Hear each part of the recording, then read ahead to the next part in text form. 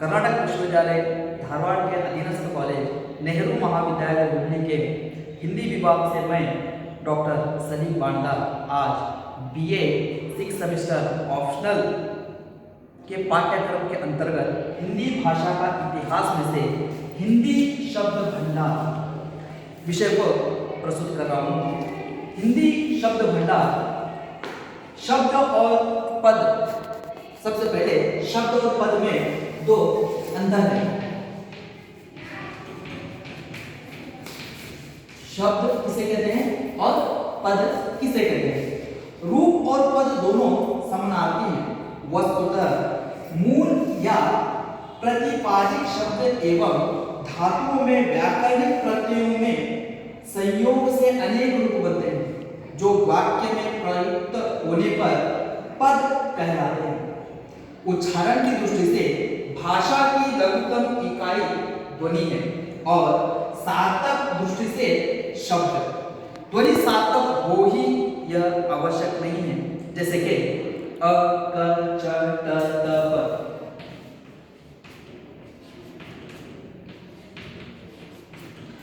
ये आदि ध्वनियां तो हैं किंतु सार्थक नहीं। ध्वनि तो है किंतु सार्थक नहीं है। किंतु अब कब चल पल आदि, अब कब चल पल आदि ये जो है सार्थक शब्द हैं, अर्थात अर्थ देने वाले शब्द है। अब हिंदी शब्द भंडार भाषा की समृद्धि तथा गद्यात्मक विकास के लिए उसका शब्द समूह विशेष महत्व रखता है। यदि किसी भी भाषा का विकास अगर होना है तो उसका शब्द भंडार, शब्द समूह विशेष महत्व रखता है। भाषा विकास के साथ उसकी अभिव्यक्ति शक्ति में भी वृद्धि होती है। इस प्रकार भाषा में नित्य परिवर्तन होता रहता है। शब्द भाषा का संबंध विश्व भर की भाषाओं से होता है। आदान प्रदान, लेन देन, इन सब के लिए भाषा की आवश्यकता होती है। इस प्रकार भाषाओं के शब्द भंडार को उस भाषा का शब्द समूह कहा जाता है।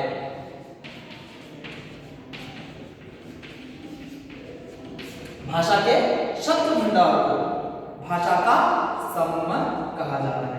विश्व भर के अन्य भाषाओं की तरह हिंदी के शब्द समूह अर्थात शब्द भंडार को 3 भागों में विभाजित किया गया है। हिंदी के शब्द भंडार को मूल रूप से 3 भागों में, सबसे पहला है परंपरागत शब्द, दूसरा है देशज शब्द और तीसरा है विदेशी शब्द। परंपरागत, देशज और विदेशी शब्द 3 प्रकार से विभाजित किया गया। सबसे पहले हम देखेंगे परंपरागत शब्द किसे कहते हैं। परंपरागत अर्थात जो भाषा मूल रूप से जिस शब्द को लेकर चली है, विरासत में जो मिलते हैं शब्द, जिस भाषा को विरासत में मिले शब्द उसी को परंपरागत शब्द कहते हैं। हिंदी में ये शब्द संस्कृत, प्राकृत तथा अपभ्रंश से आए हैं। परंपरागत शब्द संस्कृत से, प्राकृत और अपभ्रंश से परंपरागत शब्द हिंदी में आए हैं। अब इसके अंतर्गत परंपरागत शब्द के अंतर्गत 3 प्रकार आते हैं। एक है तत्सम शब्द, दूसरा है अर्ध तत्सम शब्द और तीसरा है तद्भव शब्द। तत्सम सबसे पहले हम देखते हैं परंपरागत शब्द के अंतर्गत तत्सम शब्द। तत्सम शब्द का अर्थ संस्कृत के समान ही नहीं अपितु शुद्ध संस्कृत के शब्द जो हिंदी में ज्यों के तो प्रचलित है। तत्सम जैसे के तैसा, जैसे है वैसे ही, संस्कृत के सीधे सीधे शुद्ध रूप से संस्कृत के शब्द जो हिंदी में प्रयुक्त हुए हैं उसी को तत्सम शब्द कहते हैं। संस्कृत से प्राकृत अपभ्रंश से होते हुए हिंदी हिंदी में आए हुए तत्सम शब्द जैसे कि अचल, अद, अचल, अद आदि इस प्रकार के शब्द जो सीधे संस्कृत से आए हैं। जो संस्कृत से सीधे हिंदी में भक्ति, आधुनिक हिंद आदि विभिन्न कालों के लिए गए शब्द जैसे कर्म, विधा, ज्ञान, क्षेत्र, कृष्ण आदि। अब दूसरा है अर्ध तत्सम शब्द। अर्ध तत्सम शब्द किसे कहते हैं? तत्सम और तद्भव के बीच, तत्सम और तद्भव के बीच जो शब्द आते हैं उसे अर्ध तत्सम कहते हैं। जो पूरी तरह न तत्सम है, जो हिंदी संस्कृत से आए हैं, न पूरी तरह वो तद्भव यानी परिवर्तित होकर आए हैं, उसे अर्ध। जैसे कि उदाहरण यहाँ पर देखते हैं। तत्सम शब्द कृष्ण, कृष्ण ये तत्सम शब्द है। और तद्भव शब्द क्या है?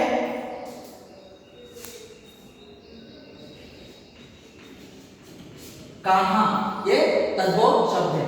अब इन दोनों के बीच जो शब्द आता है किशन, किशन ये क्या है? अर्ध तत्सम शब्द है। तो इस प्रकार के जो शब्द आते हैं उन्हें अर्ध तत्सम शब्द कहते हैं। अब परंपरागत शब्द का तीसरा अंग है तद्भव शब्द।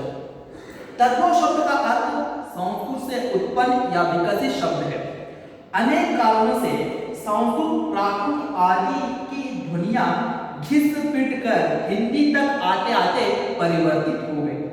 परिणामतः पूर्ववर्ती आर्य भाषाओं के शब्दों के जो रूप हमें प्राप्त हुए उन्हें तद्भव कहा जाता है।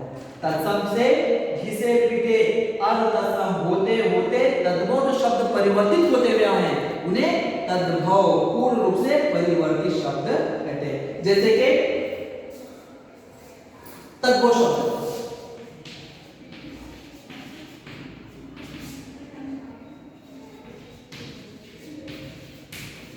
अंधकार, ये तत्सम है। और उसी प्रकार हम इसको अंधेरा, अंधकार से अंधेरा हो गया। उसके बाद अग्नि, अग्नि से आग, यह तद्भव शब्द हो गया। अग्नि संस्कृत है, आग तद्भव शब्द। उसी प्रकार रात्रि,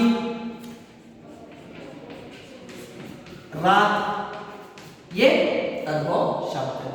अब आइए हिंदी शब्द भंडार का दूसरा प्रकार है देशज शब्द।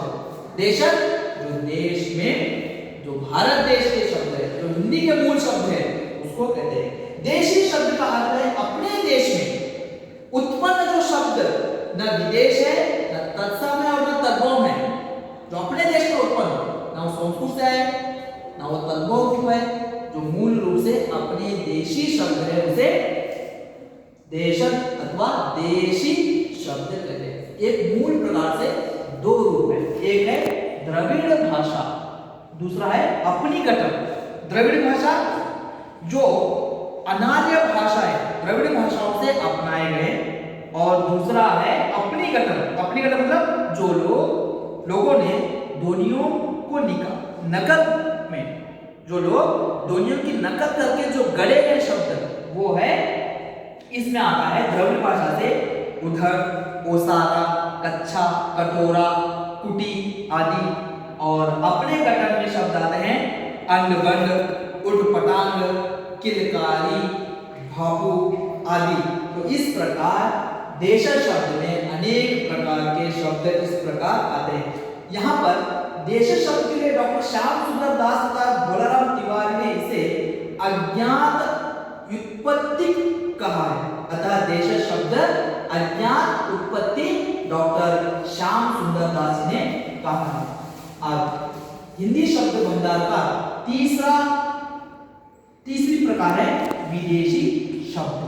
विदेशी जो हिंदी भाषा में, हिंदी शब्द भंडार में विदेश से जो शब्द आए हैं उन्हें हिंदी शब्द भंडार में विदेशी शब्द कहते हैं। उसमें 4 प्रकार है।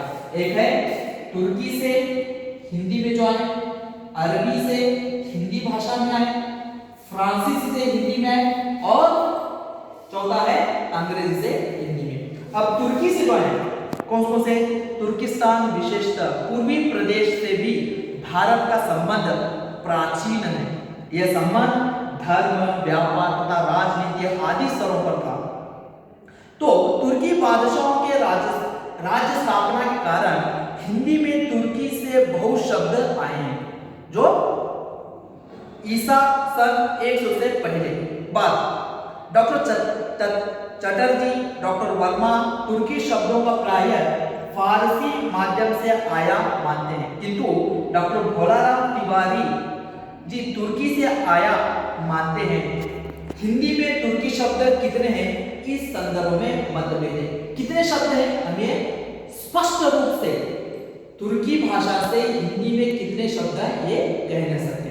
अतः यहाँ पर हम देख सकते हैं जैसे कि 100 से लगभग 100 के करीब हम मान लेते हैं, जैसे उर्दू, काली, काबू, कैंची, कुली, चाकू, चम्मच, चेचक, तो दरोगा, बारूद, बेगम, लाश, बहादुर आदि ये सारे शब्द तुर्की से हिंदी में आए। ये इस प्रकार से 100 से अधिक लगभग 100 तक हम मान लेते हैं। और दूसरा है अरबी। 1000 ईसा के बाद मुसलमान शासकों के साथ फारसी भारत में आई और उसका अध्यापन होने लगा, क्योंकि जो भी विदेशी हमारे भारत में व्यापार के रूप से व्यापार करने के कारण आए और उन्होंने सिर्फ अपना व्यापार यहाँ पर नहीं, अपनी सभ्यता, संस्कृति, भाषा, खान पान इन सबको फैलाया, तो अरबी भाषा भी हमारे हिंदी भाषा में सम्मिलित हो गई। आज भोलाराम तिवारी के अनुसार 6000 शब्द फारसी के हैं, जिनमें 2500 अरबी शब्द हैं, जैसे अजब, अजीब, अदालत, अक्ल, अल्लाह, आखिर, आदमी, इनाम, एहसान, किताब आदि शब्द। अब तीसरा है फ्रांसीसी। भारत और ईरान के संबंध बहुत पुराने हैं। भाषा विज्ञान जगत इस बात से पूर्णतः अवगत है कि ईरानी और भारतीय आर्य भाषाएं एक ही मूल यानी भारोपीय भाषा परिवार में देखते हैं। भारत और ईरानी भाषा, भारोपीय भाषाओं में भी हम ईरान की भाषा को देखते हैं। भारोपीय में भारत ईरानी से विकसित भाषा। यही कारण है कि अनेक शब्द कुछ थोड़े परिवर्तनों के साथ संस्कृत और फारसी दोनों में मिलते हैं। डॉक्टर भोलाराम तिवारी के अनुसार हिंदी में 6000 शब्द फारसी के माने जाते हैं। अंग्रेजी के माध्यम से बहुत सारे फ्रांसीसी शब्द हिंदी में आ गए, जैसे आबरू, आतिशबाजी, आमदनी, खत, खुदा, दरवाजा, जुखाम, मजबूर, फरिश्ता, लैंड, टेबल आदि। तो ये सभी शब्द फ्रांसीसी हिंदी में आए हैं। अंग्रेजी और एक शब्द है अंग्रेजी, अंग्रेजी से हिंदी में। लगभग ईसा सन 1500 से यूरोप के लोग भारत में आते जाते रहे, किंतु करीब 300 वर्षों तक हिंदी भाषी इनके संपर्क में नहीं आए, क्योंकि यूरोपीय लोग समुद्र के रास्ते से भारत में आए थे तथा इनका कुरुक्षेत्र में प्रारंभ में समुद्र तटवर्ती प्रदेश में ही रहा है। तो यहाँ पर अंग्रेजी से हिंदी में आने वाले शब्द अपील, कोर्ट, मैजिस्ट्रेट, जज, police, paper, school, table, pen, motor, engine आदि इस प्रकार हिंदी भाषा ने देश विदेश की अनेक भाषाओं से शब्द ग्रहण करके अपने शब्द भंडार में महत्वपूर्ण वृद्धि कर ली है। तो ये हिंदी शब्द भंडार का पूर्ण रूप से यहाँ पर आपको 3 प्रकार और उसके अन्य प्रकारों के बारे में जानकारी प्रस्तुत की गई।